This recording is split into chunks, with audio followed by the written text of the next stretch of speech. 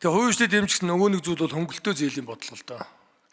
Тэгээ түрүү их хурлд энд бас төсөв анх одоо өргөн барьсан төсвийг хэлэлцэж байхад манай хөдөөжин сайд хэлжсэн. Энэ жижиг дунд үйлдвэрийн газар ч одоо ажилгүй болох гээд байна. Тэгэхээр энэ сангийн одоо мөнгө нь 59 тэрбум төгрөг байх ёстой гэдэг. Тэгээ санал хураалтын их хурлын гишүүд энэ байнгын орондоо дэмжсэн. Энийг бол хүүгийн татаас түгье гэсэн бодлого ингээд унсалдаа.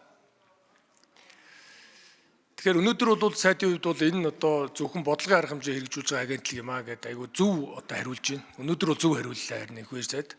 Яг тэгэхээр энэ бол зээл олгодог байгууллага биш. Жижиг дунд үйлдвэрийн газар бол жижиг дунд үйлдвэрлэлийг хөгжүүлдэг газар байх ёстой гэдгийг бид бүгдээр ойлгох хэрэгтэй. Энийг дэмждэг, сургалт хийдэг, гадаад дотоодод одоо дэмжлэг үзүүлдэг. Тэгэхээр цаашдаа ингэж энэ төр одоо зээл олгодог байдлыг одоо таслан зогсоох. Харин энэ цагаалт хүнсний хувьсгал гэдэг энэ бодлогуудыг бол 100% дэмжиж байгаа. Иргэдийг одоо бизнес эрхлэхээр Монгол хүмүүс чадна.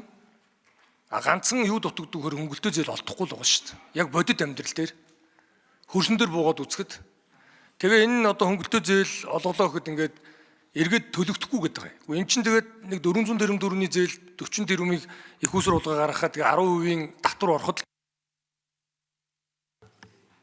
За нэмэлт 1 минут өгье Бадамсрын гишүүд.